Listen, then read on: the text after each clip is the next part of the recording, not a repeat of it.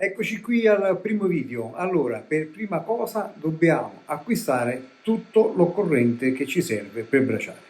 Vi ho promesso che con meno di 140 euro è possibile fare il tutto e adesso ci spostiamo fuori al terrazzo e andiamo a vedere con questa cifra che cosa possiamo comprare e di che cosa abbiamo bisogno per poter partire.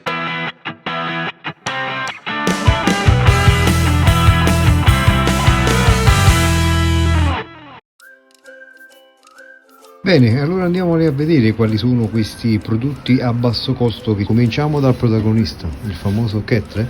Questo qui è stato pagato 50 euro in offerta nel supermercato, ma non in offerta lo trovate anche al prezzo di 60-65 euro. È la copia esatta del Weber, copia esatta è un parolone, però più o meno ci hanno provato e abbiamo ovviamente all'interno tutto quello che ci serve per poter braciare. Una griglia che ho messo da parte perché l'ho lavata, abbiamo la sottogriglia per mantenere i bricchetti o la carbonella, le prese d'aria inferiori per far affluire l'aria e bruciare il combustibile. Vedremo insieme se poi effettivamente sarà così efficace, ci permette di fare delle ricette sofisticate. Quelli che non possono assolutamente mancare sono la carbonella, poi abbiamo il sacchettino di chips di legno per l'affumicatura e poi i bricchetti. Io ho della marca Weber, ma va bene qualsiasi marca. I bricchetti che non devono mai mancare per le cotture lente e lunghe. Altri indispensabili sono un termometro, io vi consiglio quello a doppia sonda per controllare costantemente la temperatura dei cibi in cottura e anche esternamente la camera del barbecue, una spazzola possibilmente col manico lungo per andare a pulire il barbecue, una pinza per prendere i bricchetti di carbonella accesi. Questo è un set pagato pochissimo, forse neanche 4 euro, per gestire le carni sul fuoco, una paletta per manovrare la cenere, l'accendifuoco, e sempre gli indispensabili sono gli accendifuoco. Io li trovo molto comodi perché sono naturali, che ci aiutano ad accendere la carbonella velocemente, e io per accelerare le accensioni di carbonella uso questo camino d'accensione. All'interno io vado a buttare dentro la carbonella o i bricchetti e velocemente me la vado ad accendere.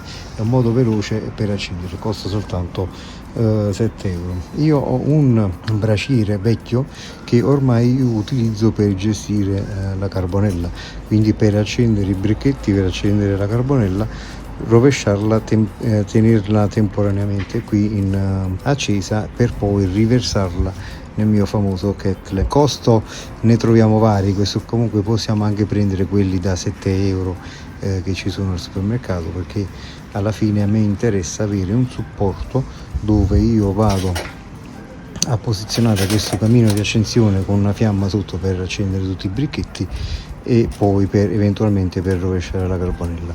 Se non volete spendere ulteriori soldi, va bene anche una teglia del genere pagata 3 euro, 3,50 euro, dove io vado a fare tutta l'accensione sopra.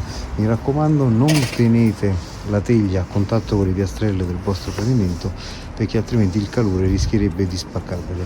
Mettete sotto, sicuramente non un vaso o un secchio in plastica, mettete sotto un vaso in terracotta dei mattoni, dei blocchi di mattoni o qualcosa insomma che fa dissipare il calore e che vi protegge il pavimento. Poi ci saranno degli accessori che andremo ad aggiungere per cotture particolari, come questo portabicchieri, che sicuramente non servirà per portare i miei bicchieri di plastica, ma servirà sicuramente per altre tecniche di cottura che vi mostrerò. L'avete già intravisto qui sulla sinistra, abbiamo anche il famoso Weber, il kettle della Weber, che per chi può spendere una cosina di soldi in più può addirittura comprarlo usato sui mercati internet. I prezzi si aggirano dagli 80 ai 120-150 euro. Potete trovare qualcuno che l'avrà usato un paio di volte e se ne sta liberando perché ha perso l'enfasi del barbecue, e quindi potete trovare delle buone occasioni. Ovviamente se acquistate un Weber usato nuovo che sia, non può mancare il telo per andarlo a coprire. Bene, quindi abbiamo visto come con meno di 140 euro possiamo acquistare tutti i materiali che vi ho mostrati. Ho dimenticato di mostrarvi dei guanti ignifughi che ci servono sicuramente per prendere gli oggetti roventi e costano veramente poco, stiamo parlando di 6-7 euro. Ricordatevi che risparmiare sì, ma non esagerate, comprate sempre dei materiali che possono durare almeno un anno di utilizzo. Non usiamo materiali usa e getta e quindi poi saremo sempre continuamente ad acquistare oggetti nuovi. Spero come video iniziale vi sia piaciuto, che vi ho convinti a compiere questa impresa e soprattutto che magari vi convinco a guardare i prossimi video. Non dimenticatevi di iscrivervi al canale e buon appetito a tutti!